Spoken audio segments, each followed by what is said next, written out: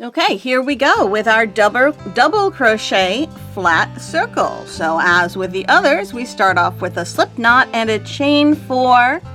We then slip stitch into the first chain to make our loop, and then we're going to work the entire round 1 through the loop and over top of the yarn end, the starting tail. So we now are going to make a doubled chain 2, which is going to count as our first stitch. If you want to use a stitch marker to know where your round ends, then after you've done this first bottom half of your doubled chain 2, that's when you place your stitch marker, and then you do the rest of your doubled chain 2. There you go.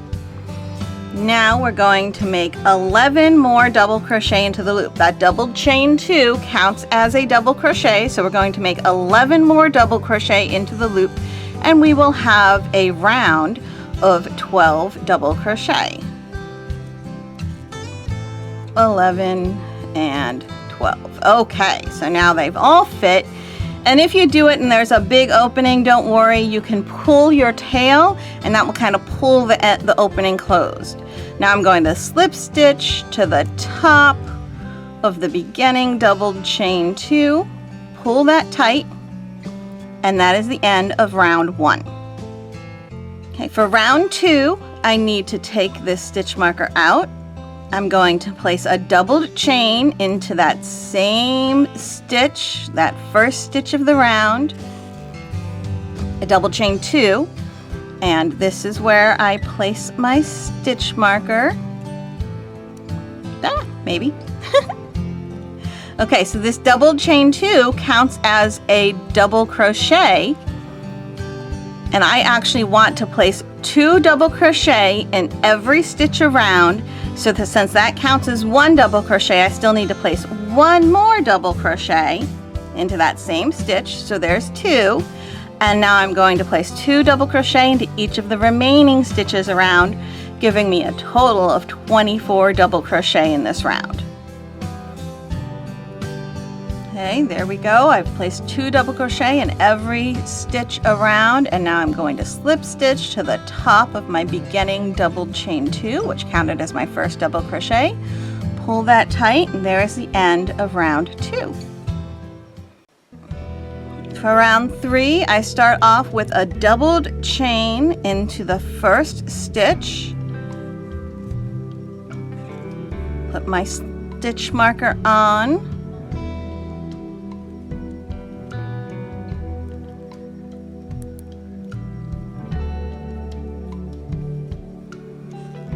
And then I place another double crochet into that same stitch,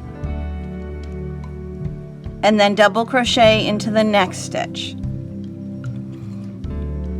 Okay, so you can see that was 1, 2 stitches together, and then number 3 was by itself, and we're going to keep counting in that manner around.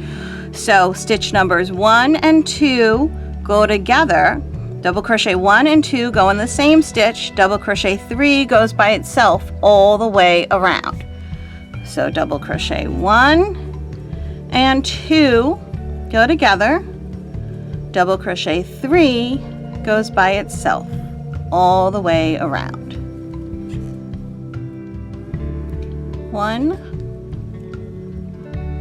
2 in the same stitch, and 3 by itself, and now slip stitch to the top of the first double crochet or double chain 2 to join the round, and here's the end of round number 3.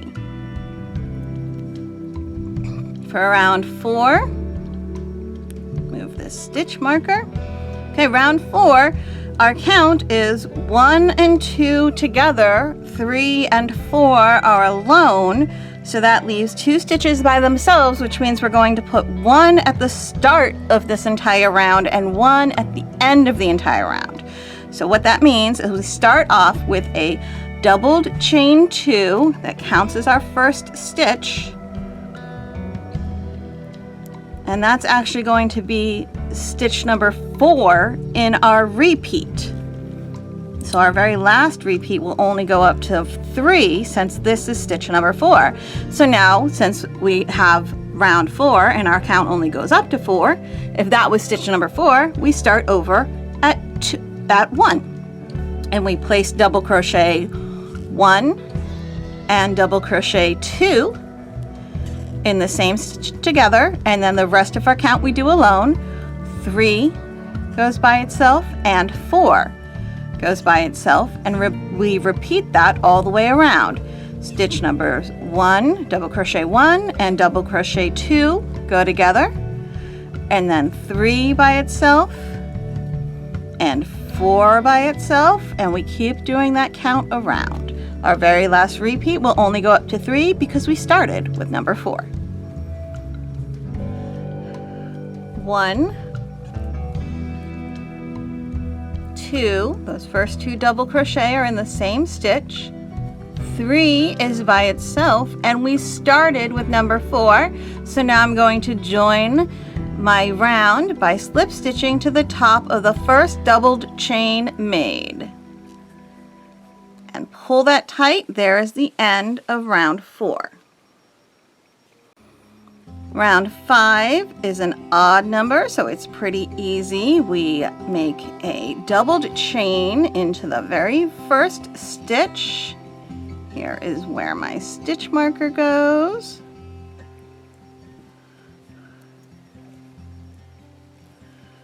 And then that counts as 1 double crochet. We make a second double crochet into the same stitch. That's 1 and 2.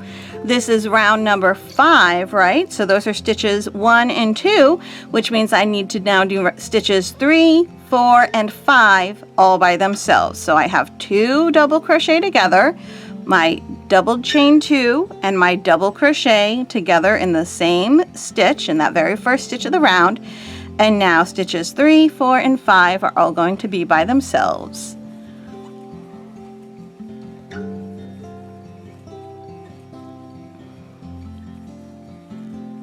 Now I keep counting to 5 all the way around, placing the first 2 double crochet together and 3, 4, and 5 alone. So 1 double crochet, 2 double crochet in the same stitch, and then 3 double crochet is alone, 4 double crochet is alone, and 5 double crochet is alone. And then I repeat that all the way around. 4 and 5, and now slip stitch to the top of my first stitch to join, and there, pull that tight. There is the end of round 5. Now let's do one more round to make sure you've got this. This is going to be round 6, which is an even number round, which means stitches number 1 and 2, double crochets 1 and 2 are together, 3, 4, 5, and 6 are separate, so that's 2 together, and then 4 separate. We're dividing those 4 in half, and we're going to put the last 2 of the last rounds in the beginning, which makes more sense when we do it. It really does, but hopefully you've got it by now. So we start off with 2 stitches by, oopsie, as I fling my stitch marker, 2 stitches by themselves. So a double chain 2 in the first stitch, and here is where I place my stitch marker. Okay, there we go. All right, so that will be stitch number 5 in my repeat. And then another double crochet by itself in the next stitch, which we stitch number 6 in my last repeat. And now I start my repeats over again with number 1. So I'm going to place double crochet 1 and double crochet 2 in my first, in a stitch together. Then double crochet 3 goes by itself, double crochet 4 goes by itself, double crochet 5 goes by itself, double crochet 6 goes by itself. All right, that was round 6, so we only count up to 6, so that means we start over again with double crochets 1 and 2 in the same stitch together, and then 3, 4, 5, and 6 by themselves, and repeat all the way around, keeping in mind that numbers 5 and 6 of our very last repeat have already been done over here. 1 and 2 go into the same stitch, then double crochet 3 goes by itself, double crochet 4 goes by itself, and we started this round with double crochets 5 and 6, so we are now done. And since we have no stitches left, we know we didn't make a mistake. There aren't any left and we have the right number. And now we just slip stitch into the top of the first stitch of the round, and that is the end of round 6. And you can just keep going to make this as large as you need it to be.